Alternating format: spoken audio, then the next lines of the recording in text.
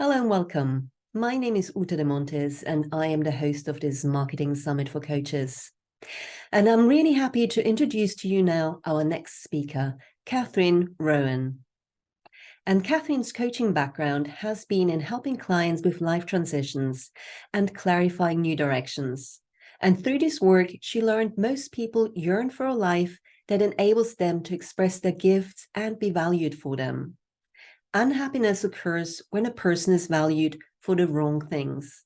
And life transition is often about direction correction. Knowing our deep yearning for authentic expression, it makes sense to ensure we present ourselves and our work in ways that make clear who we are and what we stand for. 5 years ago, Catherine began to explore branding more deeply, and in the process discovered color psychology, taking a journey to align her presentation and her message. Today, Catherine will share some of the secrets to creating an authentic brand that communicates your USP and helps you attract your ideal clients. Well, thank you, Uta. It's lovely to be here, and I'm really looking forward to sharing what I've learned about personal branding over the last few years and the importance of aligning your brand and your appearance with your messaging. Today, I'd like to talk to you about how to choose your brand colors and fonts and some of the secrets that I've discovered along my personal branding journey, which I think is so important, particularly for coaches, because when we're coaching, essentially we are our brands. You are your brand. There may be quite a number of other coaches, in the same niche, but your personal branding is what distinguishes you from others. And it helps you attract your ideal clients, and it supports your message in your copy, also when speaking on stage and on video. Or here's the important thing: if your personal branding does not really align with your messaging and your appearance, it instead detracts from it, it's going to be much harder to get your message across to your audience. So specifically, I want to speak to you about color psychology. And I think many people understand that different colors evoke different emotions. But often when we talk about color psychology, it's as though it's external to us. So we have common associations, such as red is to do with, passion or love, but also danger and anger. And we also use it for stop signs. And we have the phrase seeing red. Or we have wisdom about green. It's to do with nature, the natural world, and therefore growth, harmony. And blue is often seen to be a color that's very, very tranquil, but we also use it with regard to sadness. I've got the blues, or I'm feeling blue. Yellow, we often see as a bright, joyful, and happy color. Purple as powerful and mystical, or orange as energizing. So, from this theory of color psychology, you might be encouraged to think that you choose like two colors to convey what you want. So you want a website that has, a tranquil feel, reminiscent of nature. So you choose green and blue. And that's fine as far as it goes. But it's which shades of green and blue are your shades of green and blue, and communicate something about you. And that's more what I'd like to speak to you about. Because you are unique, of course. So your experiences, your trainings, your passions, your talents, and your sense of purpose are all things that inform your choice of work, your coaching work, and your specific niche within coaching, your programs, etc. But underlying all of these different facets of your work, which you're probably describing to people in words on your website. But underlying that, you have your essence. And essence is that part of us, let's say, that's not conditioned. It's more to do with our being than our doing. It's to do with our energy. And this is also when, we are, giving a talk, people are also taking that information in about us. So if you're wearing clothes that conflict with your natural essence, other people may not be able to put their fingers on what's not quite right, but they will feel some sort of disconnect. It's like you're giving two different messages. You look one way, but your words and your sound of your voice are a different way. Whereas if you have all of your appearance, everything is congruent with your energy, then it's going to be much easier for your audience to absorb your message. And it's much easier, in fact, for them to see you rather than you to be hidden in some way. So this, what I'm telling you, is also a key to visibility, because many of us struggle with visibility, and particularly women. The research suggests, and particularly women as they get older, there's a lot of research to suggest that women start to feel less and less visible. So it is something we do want to be aware of. However, if you have a think about it, every single person there's a different sound of their voice, and they've got different colorings. Our skin tones are different, our eye colors are different, our hair colors are different. And sometimes we categorize, different people in terms of those, like skin, hair, and eye features. Like, for example, your ethnicity, like European skin tones are light. Asian skin tones mostly tend to be darker, browner, except if you're very far north, like from Japan, they're whiter, like than Caucasian skin tones. Or you get like, African skin tones, Caribbean skin tones. You're going into lots of different shades of brown. So we've all very different. And Mother Nature actually is intelligent. The pigments in our hair, our skin, and our eyes all relate and are all harmonious with each other. So when we change some of those things, which might be for fashion, it might just be for personal preference, like we color our light brown hair bright red because we think that's going to make us more visible, it's energizing to us, or it's just plain old fun and we feel it says something about an aspect of our personality. But the danger is we could also be confusing somebody with that message. So for brand integrity, you want to choose colors that relate both to the niche that you're in and to your personal color vibration. So let's say you are in relationship coaching and you're talking to people about subjects such as love and passion. Well, you might choose red, but which red is your red? Which is the red that you can wear the most effectively, that will carry those messages of, celebration, love, and passion to others? Because when we wear the wrong red, we might go into that like shadow territory where we're talking about where we're conveying messages of, danger or something else. So we don't want to be doing that you don't want to be doing that if you're a website, you're a love coach.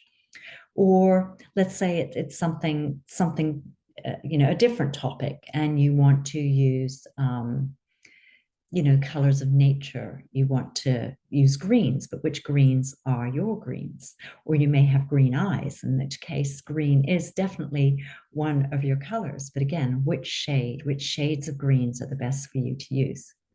And then there's the very interesting question of black and white. I think many of us like black and white. So we like the monochrome look. We like the drama of it. Many stores have black clothing, and many of us, probably all of us, have some black in our closets. But Should we wear black or should we not? And should we actually have black on our websites? And here's another question. Can you rely on a graphic designer to choose for you? Because a graphic designer will surely help you with a color palette, but they may not be trained in personal color analysis, at least not in my experience of using graphic designers. So sometimes you need to collaborate with your website designer, your graphic designer, and actually it's best if you give them the indication of what colors you want on your website. Okay, they will then convert it to the right Pantones, but you need to often guide that process. And the other question is, should you be influenced by fashion trends and how much?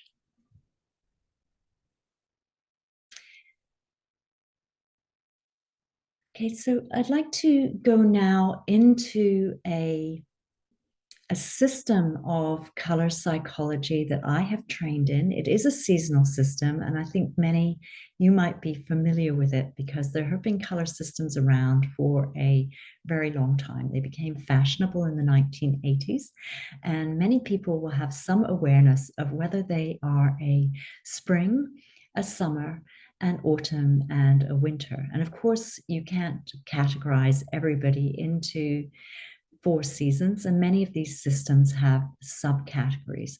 But what many of the commercial systems don't have is the psychological aspect. So I'd like to take you a little deeper into seasonal color theory. So we'll see if you can find yourself in this. So the system that I work with has a basis of 4 types of light. So we have the person whose natural vibration has reminiscences of the moonlight, which actually equates to the winter season. Or we have the twilight, the colors of dawn and dusk. Or we have the sunlight person who can wear the sort of like the brighter colors that you might see around the middle of the day, or the firelight person. So these are the 4 qualities of light. And I'm just going to go through each one and we'll see if you find yourself in these descriptions and these colors. So if you're a sunlight or a spring person, generally these people have energy which is light, bright, buoyant. It's usually sort of like a sense of rising energy, because if you think about it, after the winter in the springtime, the earth bursts into color and there's a lot of life. Baby animals are being born. The flowers are all blooming. So we have a world in a whole load of vibrant colors, and we often find the person that has this like the spring energy, their coloring, they often have like quite maybe that you see that quality of that brightness in their eyes, that maybe there's something about them, or their faces, maybe there's the sort of the features in their faces are more like turned upwards.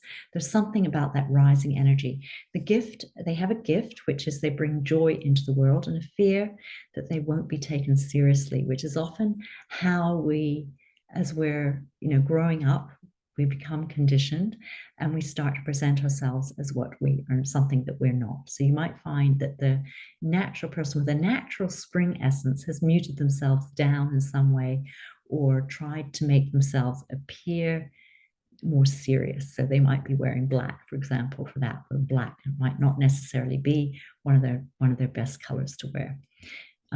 Shapes, each season has some shapes associated with us. So then we want to be thinking about that, not only for the color palette that we're using on our websites and our branding photos, but also like for fonts. So the spring, you might choose fonts that have more like rounded shapes in the lettering.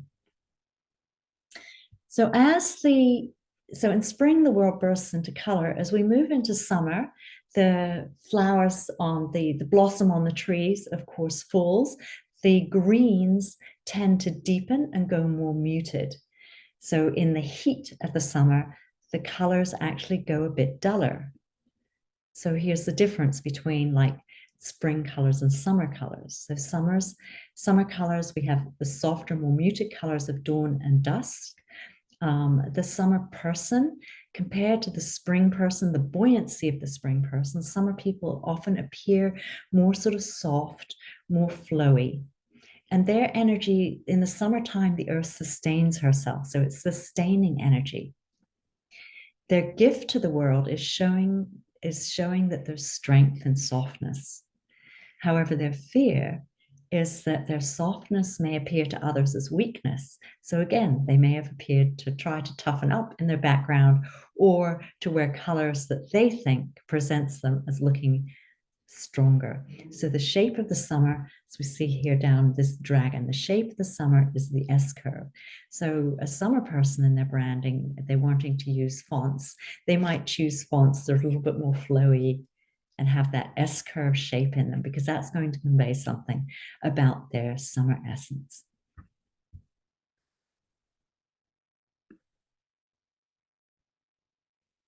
And then we move into the autumn or the firelight season. So again, the world bursts into color, but quite different colors from the spring. In the autumn, we have all the beautiful sort of oranges and golds of the autumn leaves.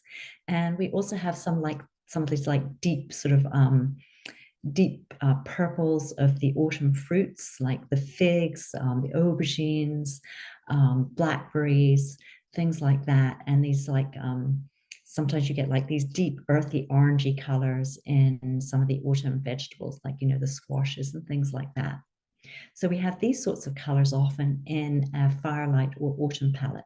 So what else happens in the autumn? The animals sort of grow thicker coats, and it's a very busy season. If you think about it in nature, the animals are busy gathering their fruits and nuts. And in the past, before we in days before we could access foods and fruits from all over the world, we would have been sort of, pickling vegetables and making jams out of our fruits and curing meats all for the winter time.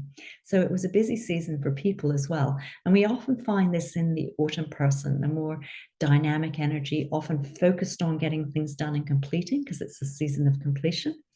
And the gift of the autumn is abundance. When you think of it, it's harvest time, it's a time of plenty. So this is the natural gift of the autumn person. But their fear is of being seen as too much. So they may have muted themselves down so that they won't be seen as that. The shapes of the autumn associated with the autumn season, asymmetric shapes or angular shapes. And you might want to, if you're an autumn person, you might want to think about those shapes for your fonts and in your branding.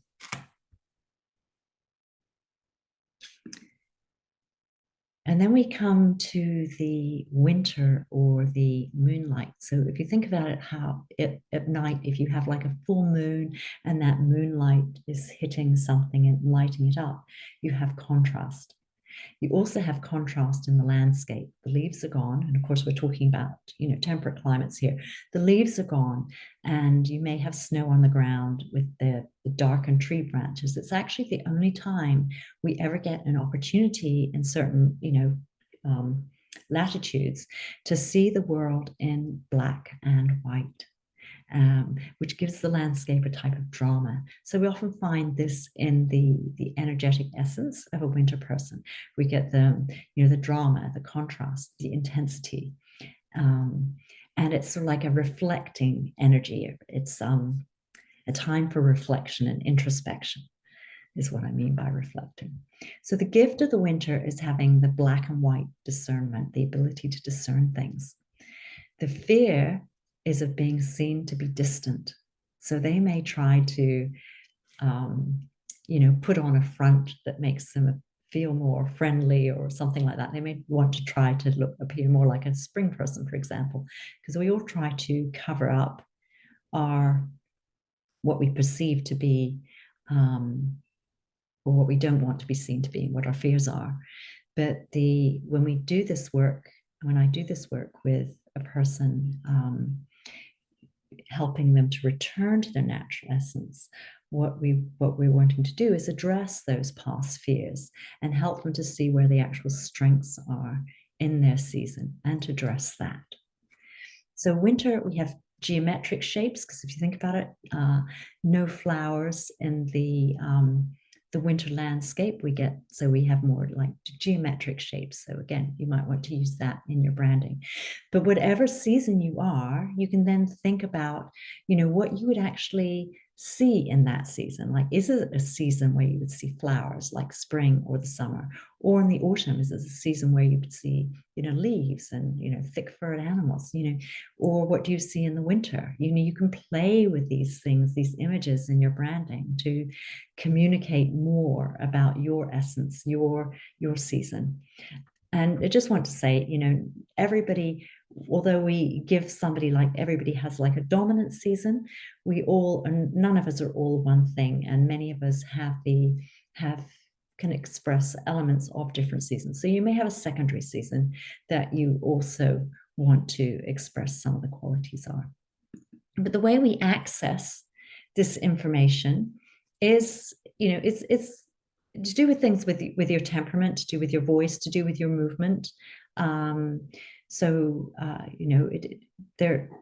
is quite a detailed assessment, but the most simple way to access it, and how I'm going to explain it to you today, is looking at how you access your season through the pigments in your hair, your skin, and your eyes. And wearing the colors of your hair, skin, and eyes is certainly the easiest way to start exploring this work. And so what does it mean? What does it mean if you wear your hair color? Those colors are said to be experienced as grounding for other people. And once you really sort of attune to wearing your colors, you will experience that for yourself. So the hair color is grounding and nurturing for others. And you may find when you put on the colors, your hair colors, it actually feels grounding and nurturing to you as well. Skin tones. When we wear our skin tones, it encourages a climate of intimacy and vulnerability. So can be a very good color to wear when you're working with, a private client, particularly if you're a personal development coach and you're encouraging a person to talk deeply or talk about their emotions. Like if you're a relationship coach or personal development coach, that can be important. Your eye colors, well, the eyes being the windows of the soul, that's the expression. So eye colors help establish trust and rapport. And they're also supportive colors. Red is a color for romance and celebration. So in the system that I practice, red is not seen as being necessarily a good color for business unless you are in a business to do with romance, celebration, relationships. But we have impact colors, which you would use to express your authority, which are good when you're standing on stages. Now, depending on the person, depending on your own combination of hair, skin, and eyes, your impact colors will be different from somebody else's. But generally, they're in the sort of greens, purples, and blue ranges. But there's the question of how bright, how deep, how muted. That you go with these colors, and that depends on your unique color psychology, your unique vibration. So I've just got some little bit of demonstrating. So one very good way to start is to study your own eye color. So here, for example, I've got a range of blue eyes, and you can just see how they are all very different. Like this one is quite a deep blue gray eye, probably more like a summer person. This one is a brighter blue here, so that's more a spring eye. Here we've got sort of quite, again, a clear blue. It's like more possibly a winter person. And this one more interesting as well, like a really, really deep blue, but a central around the pupil, a different color around the pupil. But if you take a picture of your eye key is you literally take it, these were all taken just with a phone. You hold the phone very close up to the eye, take it with flash, and then magnify it. Really take a look at the colors in your eyes, because when you get close up, you've probably got a lot more colors in your eyes than you think. So you may think you have a blue eye and you find there's some green in it. You may think you have a green eye and you've got actually lots of blues in it, or some yellows.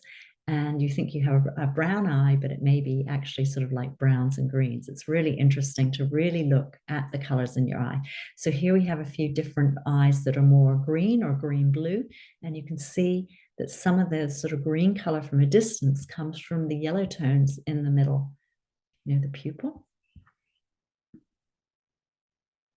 Or we've got brown eyes. And then here, of course, we go into the different ethnicities, because there are some groupings of people who always do have brown eyes, and the lighter color eyes would be more rare.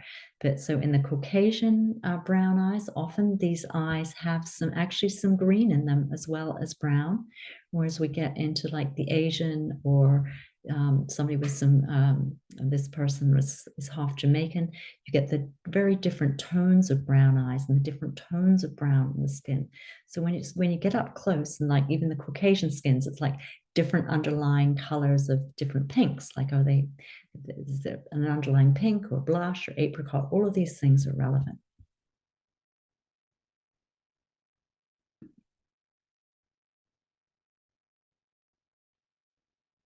So when I'm doing a color assessment and looking at eyes, I'm looking at like what colors are in the eyes that also work with the skin and the hair. So you can see this is a picture of me. You have here one that, probably this one here in the middle, on the right, the middle swatch is probably pretty much an exact eye shade for me, but I could do that whole range of shades. And then on the picture on the left, you've got the swatch on the right of my face. Those colors are a bit deeper than the actual green in my eye. And the ones on the left are a bit brighter than the colors on my eye, but they're all shades that I can wear. So that's how you get a whole range of shades out with your eye. When you go brighter, those are more impactful colors. So here we have a few photos of me wearing different colors that relate to my eyes. And again, here's a bit brighter, more impact, but all the other colors relate to my eyes.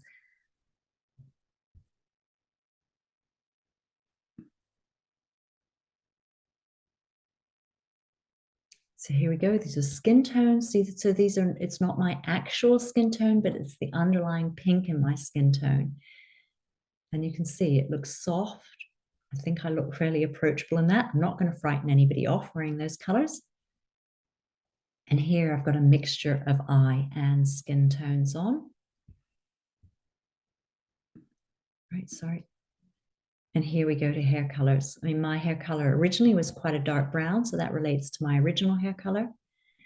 It's now sort of various different tones of gray, but still with some of the original color. But because there's so much gray in it, the darker tones of my hair now look like almost charcoal. So charcoal's a good basic for me. If I go black, it's too severe, but charcoal's probably a good basic. And then there's one here where I'm wearing actual colors of my hair, the lightest and the mediums, the whites and the grays. So if you've got two-toned hair, yeah, play with that. Really look at all the different colors in your hair, all the colors that you can wear, but also they must also relate to your skin and your eyes. So not all browns are created equal. You have to find the ones for your eyes. But look, here's some of the magic, right? So here we've got a picture of somebody's eyes, and I've drawn out it's actually a skirt that would work for her. Look, it works with her skin tone, works with all the colors of her eyes. She's got these lovely sort of like yellowy bronzy colors, but also the browns. The turquoise would contrast well with her skin. And the other thing I wanted to show you was from the shape point of view. Look, this shape matches her eye shape. So what we're wanting to do, I don't have the time to go into all the patterns and the prints today, because that's an extra dimension. But just to show you, it's also important when we're choosing patterns and prints that we're also mirroring things about us. So we're constantly wanting to mirror our colors and our shapes in clothes that we wear, but say we can also use that for websites and branding. So here, just to show you the difference between wearing a wrong shade of a color and a correct shade of color. So this was a jacket that I actually dyed. It originally started out off-white, but it was too strong off-white for me when I ordered it, hoping it was going to be my hair color. When it came, it was very, very cream, vanilla cream. So it was not the right white for me. So I decided I wanted to dye it purple. So first stop, it ended up too bright. And as you can see, when it's too bright, it really conflicts with my natural coloring, and your eyes go straight to the jacket. They don't stay on my face. So when you're wearing a color that's too bright or in some way does not relate to you, it actually does not make you more visible if you're not a person who can wear brights. It actually makes you less visible because the attention goes to the clothing and not to the face. Whereas here, okay, I've now got a deeper and darker color. It's actually a contrasting color with my eyes, my hair, my skin. So it's more of an impact color, but it's within range. It's like the darkness is the same, like as my eyebrows. I have that depth of color in me, and it's a deep, muted color that works well with my green, blue eyes and my hair color. So how do I perform this magic? If I'm doing a color palette for you to use for both your clothing and for your personal branding, I have a color lab which includes 3,500 different shades of colors, which is pretty extensive as far as color systems are going. So I did this so you can see like some of the different ranges of colors and how each of the swatches of the colors have different tones within them. But what I actually create for you is a color palette, something like this. Of course, all would be tailored to you, to your specific colors. And then these palettes have within them, moving from the far right, we have the dark basic colors which work for you, your hair color, your white, casual basics, and then we move into skin tones, blush tones, your red, impact colors, and then optional colors, colors that look good on you, that may be lighter pastels or other colors that haven't been included in the palette. And then we have your metals. Which are the metals that are ideal for you? Are you a person that does silver better? Are you a person that does gold? Does it be a bright gold or a muted gold? Can you wear rose gold, or can you wear several different metals? It's really helpful to know which metals will enhance your look as well. So in summary, you want to create an integrated brand. You want your brand to be relevant to who and what you are and what you're offering. And you want to be using this on your website for videos, when you're talking on stages, and when you are on Zoom, and definitely when you're having professional photos taken. You want some professional photos taken for your website and also to be using in your branding materials. And in summary, it's probably you that will need to educate your website designer, your photographer, and your graphic designer on your personal colors and style. So just a few examples of mine. One of the areas that I've gotten interest in and have done a lot of study in is to do with feminine wisdom. So often if I am like doing a webinar for this, I might wear one of my reds. My reds are sort of a wine red or a deep burgundy. So I've got like a professional photo with this lovely long dress on, but then I also use it if I'm creating a graphic. These were just created on Snapper for it's actually a sort of an e-course that I have. Or sometimes my eye color is green. So this was a banner I did for a summit that I produced, but I used my greens, my eye color for that. Or here's where I have used my skin tone colors or blush colors my blush pinks, Timeless Beauty. I was experimenting with a webinar looking at my color work from the point of view of beauty and timeless beauty for women. So I think that sort of concludes my presentation for today. And thank you for listening. I hope that's been useful to you, helpful to you, and has given you some ideas, some secrets on how to use color and also color and images for your website, how to some clues with regard to fonts. So here's another more recent branding photo where I've used hair colors. I've actually got this on my website at the moment. So there's a whole range of things that you can do depending on your niche, your own particular color vibration. And that's what actually, when I showed you those color palettes, one of the things that I'm really wanting to do is reveal yourself back to you. And here we are. Here are my color boards again: the spring, the summer, the autumn, and the winter. And this is how you can get hold of me. You can join my mailing list by going to my website, www.catherinerowan.com. You can email me if you'd like to know more about palettes and to initiate me doing a palette for you, Catherine@catherinerowan.com. But more information, of course, on my website.